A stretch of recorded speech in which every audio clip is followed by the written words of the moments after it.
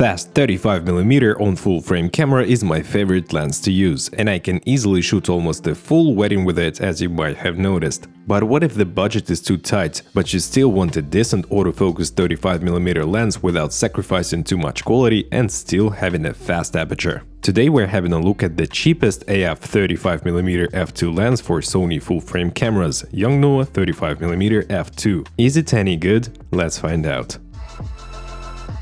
What's good guys, my name is Oleg Nikitin, you're watching No Limits On channel. So I took this lens with me to my journey to France and I shot a couple of weddings with it as well. So I have plenty of experience and nice footage for you guys. Let's start off with the biggest advantage of this lens, this is the price. It's currently only $278 on B&H and its closest competitor is Samyang 35mm f1.8 for $400, but it's now on a discount for $330. And then we have Viltrox 35mm f1.8 for $380, and also there is a Sigma 35 f2 for $590, and one of my favorite lenses I've ever owned, Sony 35mm f1.8 for $750, and it's almost 3 times more expensive than the Yongnuo 35mm f2. Is it worth almost 3 times more money? Well, let's have a look. The build quality of Yongnuo 35mm f2 is okay. It feels pretty plasticky, but solid enough not to worry too much. The rear mount, however, is made out of metal, but there is no weather sealing, so be careful with it. Also, we can see a USB Type-C port under a rubber cover, which is used for firmware updates. On the body of the lens, we have a big focus ring, pretty tactile and smooth in my opinion, and also 2 more control points.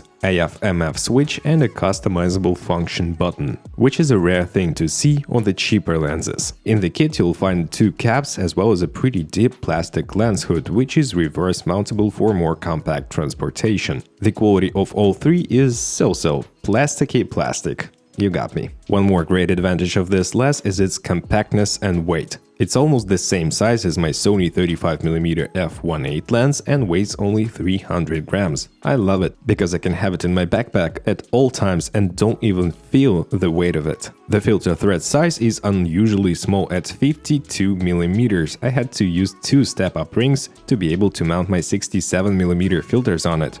But it's also a positive, because such filters are usually noticeably cheaper than the bigger ones. I think the main question for you guys, how good the autofocus is. I would say it's a bit better than average, and I didn't have a ton of issues with it, considering 95% of the time I was using the autofocus. It's a bit loud and internal camera mics can record those sounds, keep that in mind, but overall the DSM step-in motor did well paired with my Sony a7S III. Look at this shot of the bride running away, for instance. It is shot in 4K 100 frames per second and I was using the fastest AF speed setting in camera, and as you can see it's able to track the subject in a relatively tough situation. I would give this autofocus system 7 out of 10 points, because occasionally it takes a little longer to focus and a couple of times it was hunting around for the focus in extreme lighting conditions when the subject was backlit. One more good news for video shooters is that the lens has the minimal focus breathing, as you can see right here.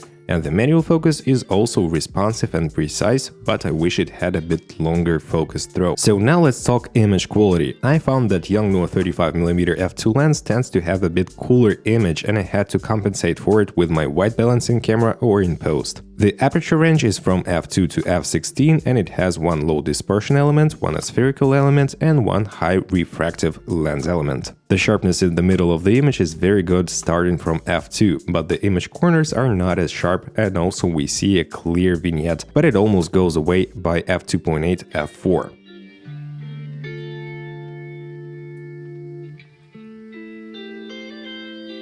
In terms of chromatic aberrations, there are some, but they are only visible in very contrasting edges and bright apertures, and especially closer to the corners of the shot. In the real-world use, it didn't bother me at all. I've seen much worse chromatic aberrations performance. The distortion is also minimal, as you can see right here, and to minimize the vignette and the distortion, I highly recommend keeping the in-camera corrections turned on. In terms of bokeh, Yongnuo 35 f2 lens is just okay. It has 7-bladed aperture and you can clearly see how the bokeh circles begin to show corners while you're stopping down.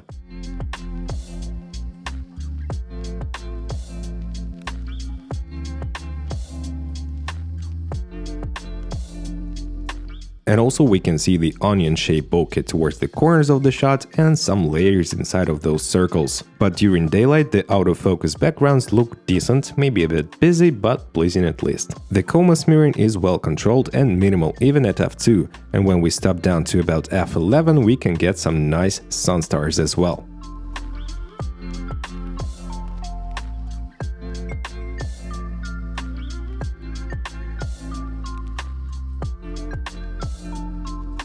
The flares are strong and you do lose a ton of contrast shooting against bright light, like the sun, so the lens hood will come in handy, but I quite like those flares. To me they really look organic and fun. I see no problem using Yongnuo 35 f2 lens without a lens hood. The minimal focus and distance is 35 cm, which is a bit disappointing because I'm so used to my Sony 35 f1.8 focusing as close as 22 cm and being almost a macro lens in my kit. So these are the shots from Yongnuo 35 f2 with minimum focus and distance. And remember to stop down to get better contrast and sharpness at close focus and distances. f4 to f5.6 looks good enough to me. To conclude, this lens is totally worth the money. It's not the best full-frame 35mm lens, but let's be honest, being almost 3 times cheaper than my Sony 35 f1.8, it's a very tempting option, and when used properly in the right hands of a talented photographer or videographer, it can produce some outstanding results. But I would not change my Sony 35mm f1.8, even getting extra $500 for it, because it just ticks all the boxes for me. But if I had only $300 and I desperately needed a fast 35mm full-frame AF lens, I would check out the Yongnuo 35 f2. So what's your opinion, guys? Are cheaper lenses these days good enough to be used in a professional production? And can you get away with using a very affordable lens? Let me know down in the comment section below. If you did enjoy this video, please smash the like and subscribe buttons as I see my videos and hit the notifications bell. Here are a couple of videos for you to watch next, and I'll see you guys in the next video. Take care,